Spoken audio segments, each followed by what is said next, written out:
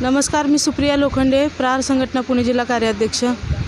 आज इथं वाघोली येथे अन्नत्याग उपोषण जे चालू आहे त्या उपोषणामध्ये मी जाहीरपणे पाठिंबा देण्यासाठी आले। माझे आई वडील दोघंही दिव्यांग आहेत। वाघोलीमध्ये पोलीस चौकी शेजारी सगळे दिव्यांग लोक राहत आहेत आणि इथं वागेश्वर नगरमध्ये किंवा इतर ठिकाणी सगळे दगड कामगार वगैरे लोक राहत आहेत। आमच्यासाठी झटणारे रेगे भाऊ, ते रेगे भाऊ आज 8 दिवस झाले उपोषणासाठी इथं बसलेले आहेत। तरी सरकारला लाज वाटत नाही अजूनसुद्धा, तरी कोणतेही सरकार काहीच दखल घेत नाही आहे।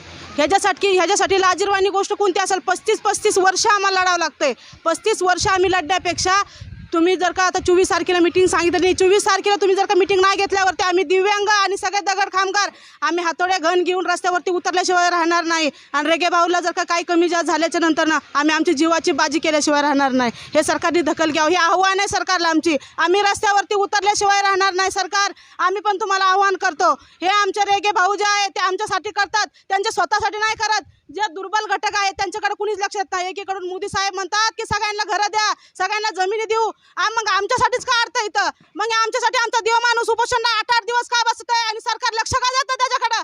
सरकारने लक्ष द्यावं आमच्याकडं।